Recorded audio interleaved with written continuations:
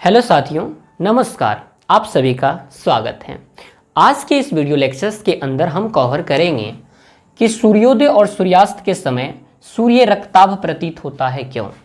रक्ताभ कहने का अर्थ होता है रक्त की आभा के जैसा, और रक्त कैसा होता है? लाल। यानी क्वेश्चन की कॉन्सेप्ट ये है कि सूर्योदय एवं सूर्यास्त के समय सूर्य लाल प्रतीत होता है क्यों। अब जरा समझिए, मान लेते हैं ये हमारा पृथ्वी है। क्या है? पृथ्वी है।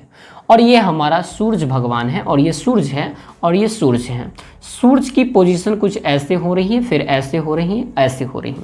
यानी घूमती तो पृथ्वी है। ऐसे लोग कह देता सूरज पूरब से होकर पश्चिम में डूबता है। ये कॉन्सेप्ट नहीं है, बशर्ते वो ज्योग्राफी का बात है। इधर हम इसको समझते हैं। तो यहाँ पूरब होता है, ये पश्चिम होता है, ये उत्तर होता है, ये दक्षिण होता है। सूरज पूरब से उदय होती है और पश्चिम में अस्त होती है। तो ये अस्त का पोजीशन है, ये उदय का पोजीशन है। बहुत अच्छे।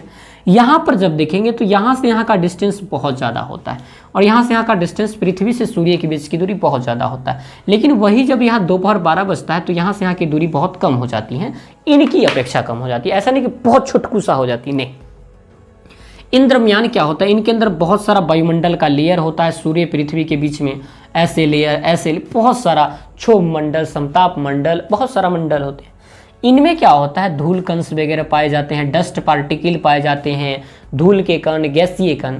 तो जब सूरज की किरण यहाँ से निकलती है प्रकाश को लेकर के, तो उसमें 7 कलर होते हैं।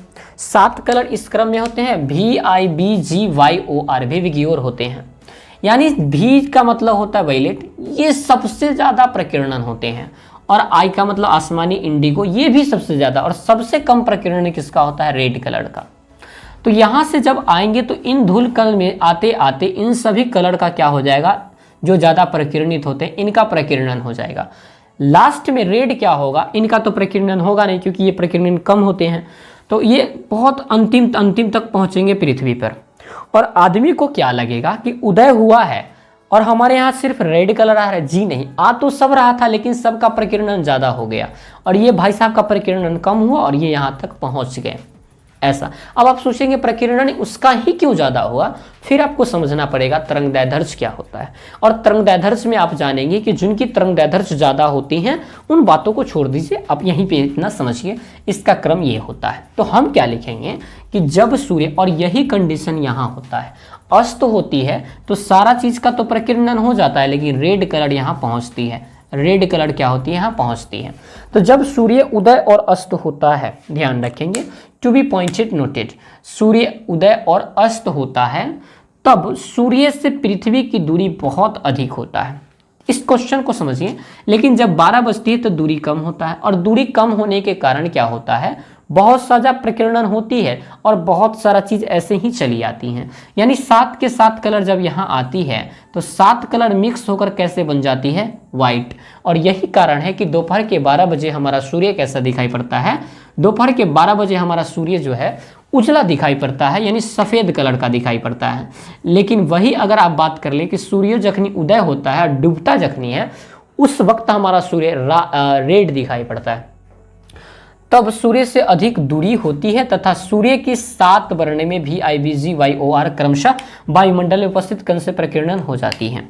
और जब ये वायुमंडल में उपस्थित कण से इनका प्रकीर्णन होगा, सबसे ज़्यादा VIB, उसके बाद अधिक होता है, इनका प्रकीर्णन हो जाती है तथा रेड कलर बच जाता है। क्यों बच जाता है? क्योंकि इसका प्रकीर्णन बहुत कम होता है। इन बातों को ध्यान रखेंगे।